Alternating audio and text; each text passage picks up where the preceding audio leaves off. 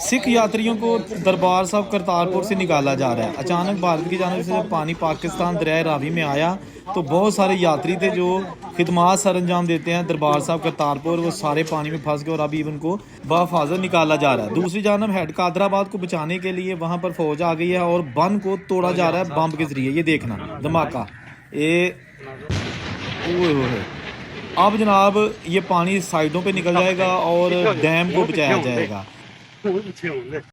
India से पाकिस्तान आने वाले पानी ने तबाही बचा दी, बंद टूट रहे हैं। पूरी वीडियो आप मुकम्मल देखिएगा, आपको पता चलेगा कि इस वक्त पंजाब की क्या सूरत हाल है। वीडियो देखिए। तसरूर नाला देख के पानी की कवरेज करते हुए आप देख सकते हैं हर तरफ जो है ना पानी पानी है।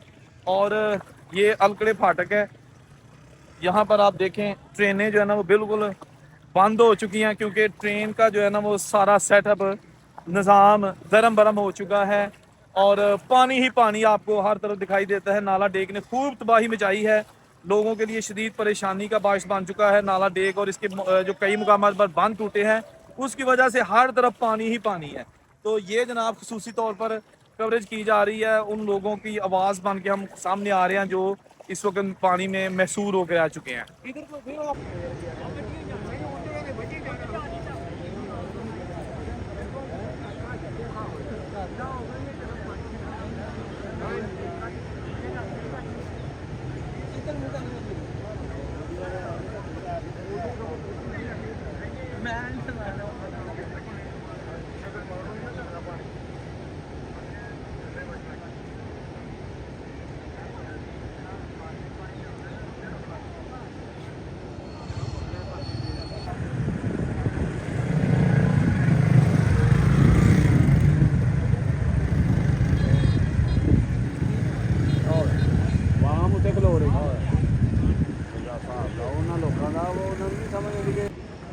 पीछे पीछे पीछे पीछे पीछे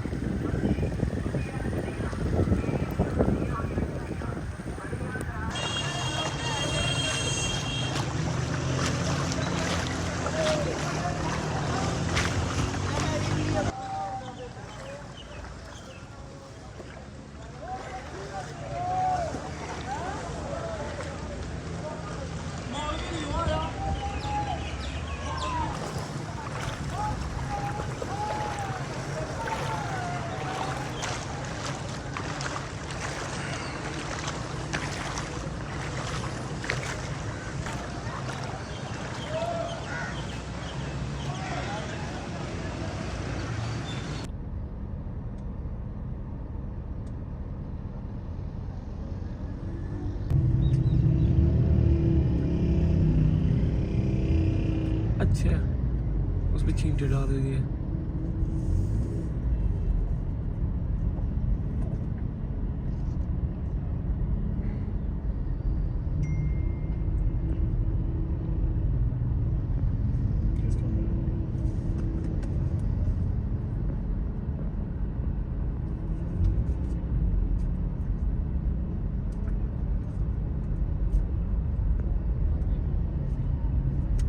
कि वैसे पकड़ के रख।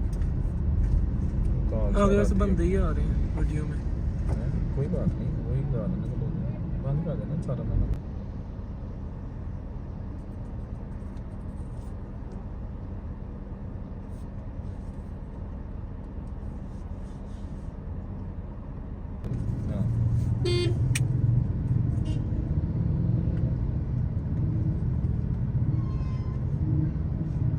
थोड़ा जूम कर।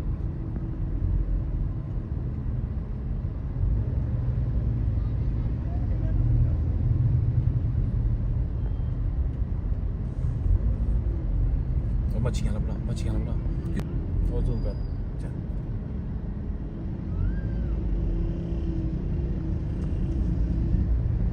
जूम आउट करता जा।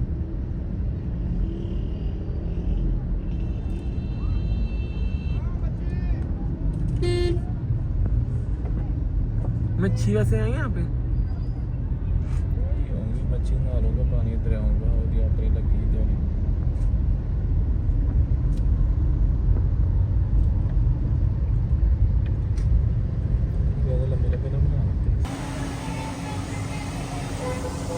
फड़ी भी जे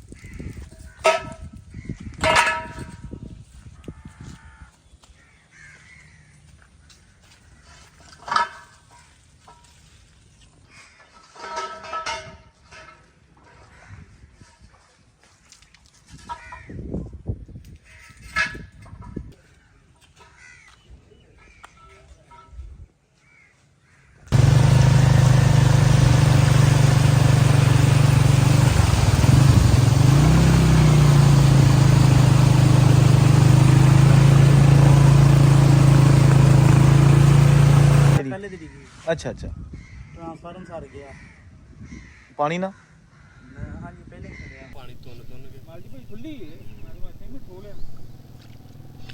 आ मेरा देख के पैर ਉਹ ਲੱਭਦਾ ਨਹੀਂ ਪੂਰਾ ਉਹ ਲੱਭਦੇ ਉਹ ਜਾਂਦੇ